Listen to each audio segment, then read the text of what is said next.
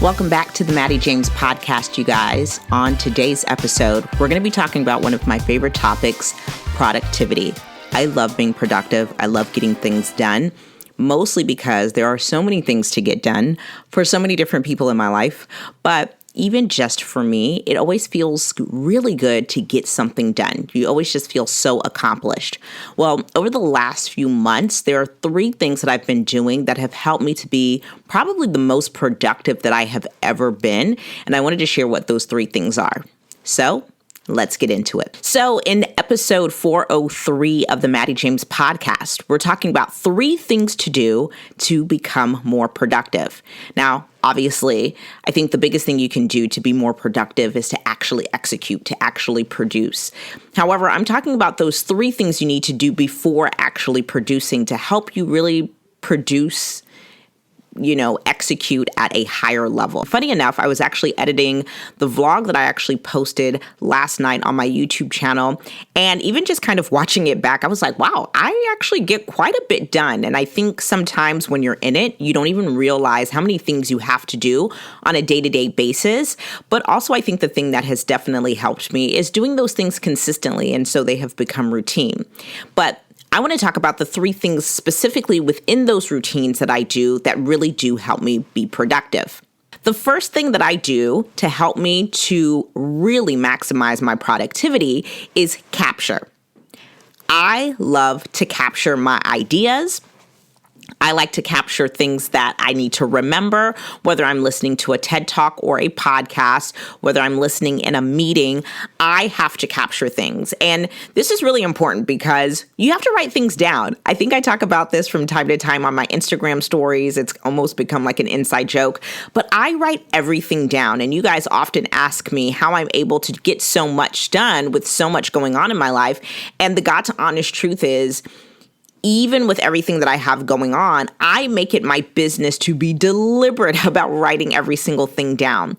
Now, I really did take on this habit last year after reading The Productivity Project by Chris Bailey. He talks about capturing in there, and really the whole process and system he has for capturing is brilliant. If you have not ever read that book, I would definitely highly suggest it. But he talks about making sure that you can capture in so many different ways. A prime example of why you need to capture is, have you ever jumped in the shower? I know I have. And then you have all of these ideas. To me, all of my really great ideas, especially like for courses or IG Live ideas or even podcast ideas, come to me when I'm in the shower. And so what I do is I literally keep a Post-it and a pen or a pencil right on my bathtub, which is right outside of my shower door. So when I have an idea in the shower, when I get out, I can write it down. Or if it's just bombarding me and I have to get those details out of my head, I literally can turn the shower off and literally open the door and capture it. Yes, that is how serious capturing is. Because what happens is, no matter how many times you tell yourself you're going to remember, guess what? You simply don't. You don't remember those ideas, and that's why you have to capture. But it's really important to capture things, whether it's ideas or even details in a meeting or anything like that. Capturing really does go beyond just simple note-taking, but it really does position you to get everything that's in your head out of your head. Because when you have things stored up in your head, first of all, that's misusing your mind. That is not what your mind is created for. It is not a storage bin, right? It is a machine that needs to be currently or very actively and consistently utilized, right? It should be helping you execute things. It should be helping you produce. It should not be used solely to just be holding things. And I think that's how a lot of us misuse our mind. And so whenever I can get something in my head out, obviously, I have a lot less mental fog because there's nothing in there. But also, too, I now have the bandwidth to actually really think and strategize about big ideas when it's time to execute them, because I've really taken the time to clear my head by capturing. So if you don't capture already, I can't encourage you to do it enough. I capture on things like I have a designated notebook where I write things down. But honestly, I tend to write more on Post-its and then capture capture what's on Post-its in my Notes app or in a Google Drive folder or whatever tool that you use. I think it's all about preference, right? There's really no better tool than the other. I really have a lot of notes in my Notes app, and then we'll get to this point later, but then I have a time where I come back to those notes and flesh these ideas out. The second thing I do to get more productive, to stay productive, to maximize my productivity is I think. I know this sounds crazy, right? But especially because I'm somebody who has to come up with creative concepts when I'm working with my brand partners, or even come up with creative concepts for my latest launch, I have to take the time out to just stop and think. And when you actually schedule time to think, you actually really give yourself space to not only be productive, but to be brilliant, because you've given yourself space to do that. I think the thing that really does really put me in that position to procrastinate. So to me, the direct opposite of productivity is procrastination. And I think what happens with procrastination is that it doesn't have anything to do with work ethic or laziness, but it does have everything to do with mind capacity, bandwidth. And usually you are procrastinating because you're overwhelmed. When you're overwhelmed, it's going to be hard to move out here in these productivity streets. So you got to make sure that you're giving yourself time to think. I mentioned this on Twitter maybe a week or so ago, that I have at least 4 to 5 hours scheduled every week for me to just think. I like to do my thinking time in the morning. And I believe that I got this concept from The Power of Focus, if I'm not mistaken. If it's not the correct title, I will make sure that I link it correctly in the notes below. Just giving yourself time to think is so brilliant. And it's such like this simple concept that I think so many people are like, oh, it's time wasted. But I literally will just take time to sit and think. Sometimes that means that I'm just sitting down and I am just having a moment to myself where I am just thinking. And I like to do this in the morning before my family wakes up. That is the most optimal time for me. For some of you guys, it may be the afternoon, or might even be early or late evening. I think it's about finding the time that your brain has, I think it's like, to me, I call it brain prime time, mental prime time. When do your juices get flowing? When do you feel most inspired? I'm in a current stage of my life where the morning works just fine. But when you get to sit and think, these ideas that you've now captured, you now have the space to kind of look at and kind of flesh out a little bit. But even if you're not fleshing out what you've previously captured, it's kind of giving your brain kind of just space to kind of do what it's supposed to do. I think during the day when it comes to work, whether it's work or life work, so many times we're forced to make a decision. We're forced to use our brain instead of really letting it naturally and freely be. And I think thinking time really does allow your brain to naturally be free and organically go in the places it wants to go. And so that's why I love thinking time. And it is so freeing, and you feel so in power and in control of your decisions versus people kind of bombarding like, hey, what should we do here? What's the right choice here?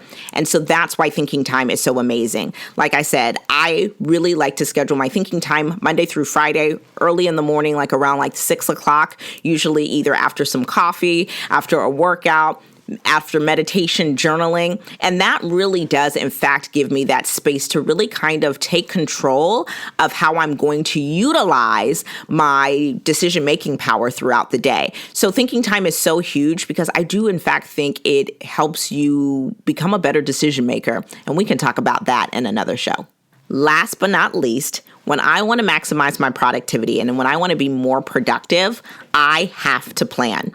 And this is why capturing and thinking is so important, because when you allow yourself to capture, so you don't forget something, so you basically store an idea and can refer back to it later. When you schedule thinking time to go back to those ideas that you've captured, or you just kind of let your brain rest and kind of freely roam, which is when the best ideas come to you, then you can plan on how to execute either what you've captured and or thought of. And this is really, really huge.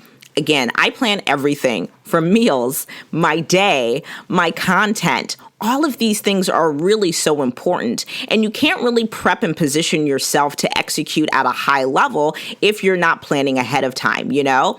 I think planning does come in when you start to schedule things and there's a routine, and all of these things are related. But planning, again, is like this deliberate decision to do something, right? It's what you want to do, you know? Your strategy and process is how you do it. But planning is so really important because planning really helps you get clarity, and clarity breeds confidence. And when you are confident, man, you are unstoppable. And not only will you be productive, but you'll create a momentum, which will likely also help you to become consistent. So take the time out to plan. I know for me, I usually will order my groceries. I will plan on Friday afternoon or Friday evening what I'm going to order for my groceries on Saturday morning. I like getting my groceries on Saturday morning because then we start the week on Sunday with all of our groceries, which then makes it easier for me to plan for my week. I typically like to meal plan for my family and myself on Saturday evenings or Sunday mornings because I have all the groceries that I need. And now if I'm planning on Saturday, I don't have to worry about doing any meal planning in real time. After this podcast, I have a call with a brand partner, and then I have a meeting with someone that I'll potentially be working with. And so I really don't want to have to think about what I'm eating for dinner tonight or what I'm making for my family. So I know it's Tuesday. If you follow me on Instagram, you know it's Taco Tuesday. I have made the plan that on Tuesday, mostly every Tuesday, we eat tacos, some form of taco, fish tacos, shrimp tacos, turkey tacos, chicken tacos, beef tacos. If it's a taco, we will eat it on Tuesday, you know, and you just rotate what kind of different tacos you have on Tuesday. But what it does is it really does simplify this. You know, when you plan what you're going to do in the week as a content creator, it helps you.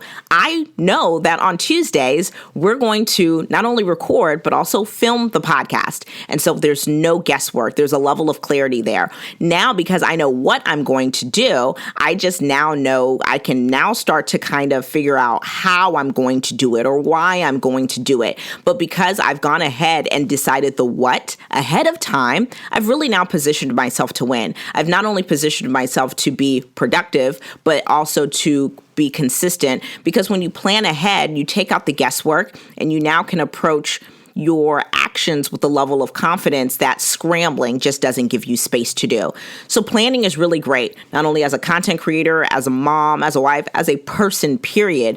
Planning gives you clarity on what you're going to do, especially when you've taken the time out to capture on a regular basis and you've given yourself space to think day to day. And that thinking time can be anywhere from 10 minutes to 60 minutes. I like to make sure I have 30 to 60 minutes to think, and then I'm capturing throughout the day, you know, in a notes app, on a Post-it, and I'm making sure that I'm going back to what I captured, because if I captured it and I don't make the space or time to go back and see if that idea actually is worth acting on, then what was the point of even thinking of the idea, let alone capturing it? So you guys, those are the 3 things that I do to help me be more productive. I capture, I think, and I plan. This has helped me in productivity in all areas in my life, and hopefully this helped you too. If you like this episode, then please let me know over on Instagram. You can follow me at the Mattie James. And if you haven't already, make sure you have subscribed to this podcast. We're over on SoundCloud and Apple's podcast. I got to work on getting us on Spotify. We'll get into that, and I'll let you guys know, of course, in the future episodes when that has happened.